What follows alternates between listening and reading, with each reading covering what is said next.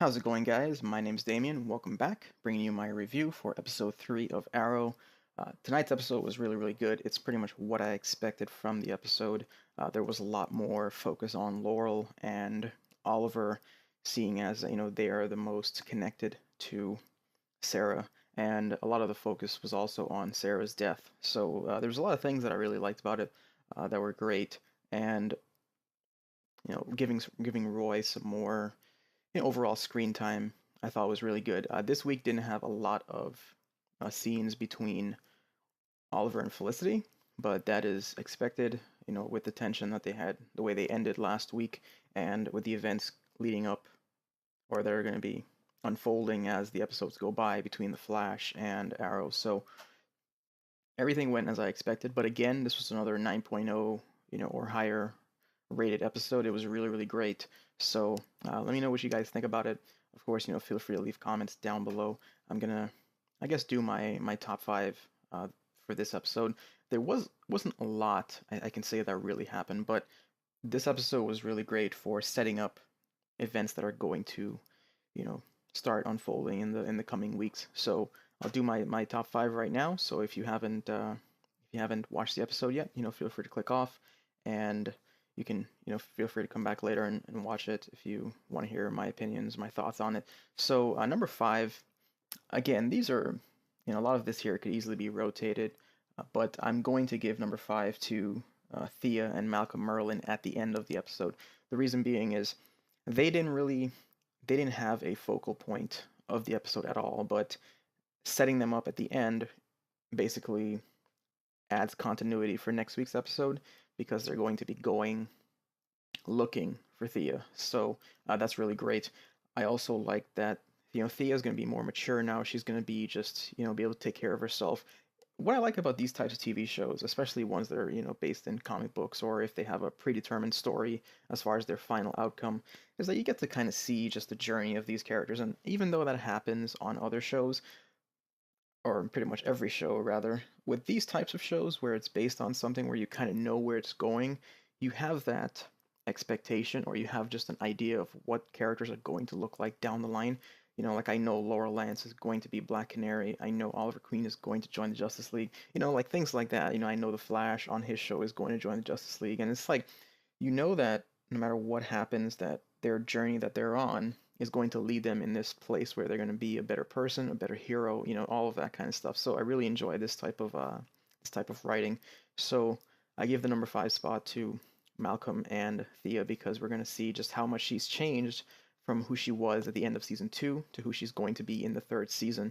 The influence on Malcolm, as you can see in the final scene there, she seemed really really close with him. At least they were a lot closer than they were before, which is not really saying a lot because she didn't even know he was her father up until the very end. So I give that the number five spot. I thought it was great.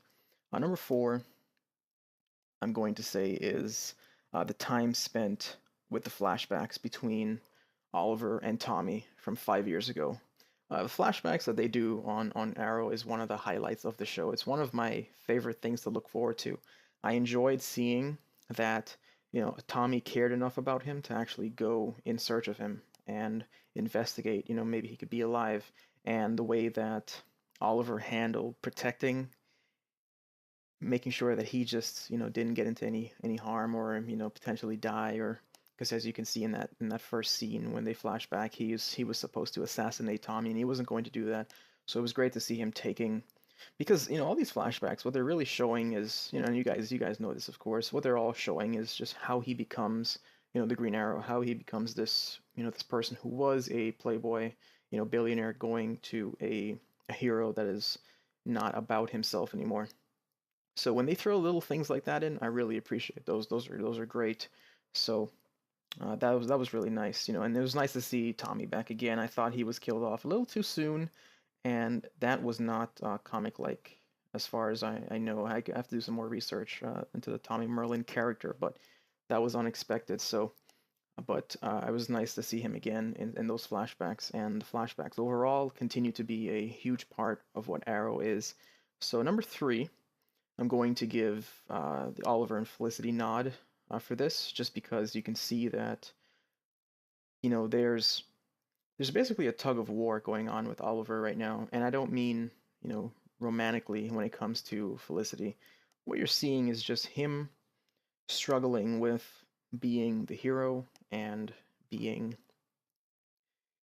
just Oliver Queen. And, I said this in my review for last week's episode when they had all those scenes together, but I honestly think that, Felicity keeps him grounded in a lot of ways, but I think down the line it's going to be really hard for her to find a place in his life. And it's very possible that they can work it in, but, if I had to guess right now, or if I were looking at this show, in the future, I would say that when he joins the Justice League, there can't be a Felicity. That's just the way I see it. It's a lot of times it's hard for these heroes to be associated with human characters. For example, even though, Clark and Lois in the Superman mythology is, well recognized and they are, the most iconic couple in comics. In the new 52 comics for Superman, there really isn't much mention of Lois romantically to Clark. He's actually dating Wonder Woman. And it's true because when you look at, even though Superman and Lois are linked together, when there's a Justice League, you never really see them together. It's really rare, and there's a lot of time spent dealing with the actual threats of the world, and this is why all these comic book characters a lot of times are linked to other comic book characters. So, for the sake of Arrow, it's very possible that Oliver and Felicity could be the endgame of Arrow, but not realistically the endgame of his actual storyline, if you guys know what I mean. So, you know, please don't get offended by what I'm saying. It's just I'm just looking at it in the bigger picture. But I really like Oliver and Felicity together. They're great, and I love that she keeps the human side of him from fading away, or she keeps that kind of hope that they can that he can still have the best of both worlds, if you will. So that's definitely my number three. Just the dialogue between the two of them, because even though it was short, it was great. So number two will be Sarah Lance's funeral and the overall dedication throughout the episode to her. Just talking about her, referencing her, overall acknowledgement, and as well as a send off. Even though I didn't really like the fact that she got killed off as quickly as she did, I expected her to die because some sort of event had to happen to propel Laurel into the Black Canary, and it's going to be her struggle dealing with the loss of her sister. And you can see that tease at the end when she's in her apartment and she has Sarah's jacket. That is a reference to what is going to happen in the future. So I like that. It was great. I also like the funeral scene at the end. They kind of, it was a very private funeral, of course, and Laurel's dad, well, Sarah's dad as well, doesn't know yet. He's going to find out at some point, but it's really going to be just a continued development throughout the season, and there will obviously be a bigger picture. But I thought it was a great send off for her. They spent a decent amount of time talking about her and so on. The one thing I didn't really buy was Felicity just being so emotional and crying about it, because in my opinion she wasn't really, it's not like her and Sarah were that close, but I'm willing to give her the benefit of the doubt because she is the most human character on the show. She has no experience dealing with these things and so on, so I'm willing to give her that as a free pass for the episode, because I thought she was very emotional for someone who honestly she was very jealous of, didn't really like too much. I mean, they were friends, sure, but she was always she always had feelings for Oliver, and when she saw them together, she wasn't never happy. You guys know that for sure. So that's where I stand with that. But overall, it was a great send off for her. And number one, hands down, was, of course, I can give an honorable mention outside of that to the Ray Palmer scenes. I thought that was great because he's having some more character progression there as well. And him and Felicity are going to have some dialogue, maybe even potentially date. Who knows what could happen down the line or this season. So we'll see. So that was great. But number one is Laurel and Oliver. Their scenes together. Their scenes together. There's they have a a chemistry on screen that is great because they can convey this sense of dependency, if you will. Like they really just, they know each other well enough, and they have this history, and they're all connected with Sarah and so on. So they were really close this episode, and I really enjoyed that because I feel like a lot of people don't like Laurel, and she was really annoying. I will say that on the last season she was very annoying, but she has her own struggles and she's dealing with a lot of things in different ways. Everybody deals with everything that they go through in different ways.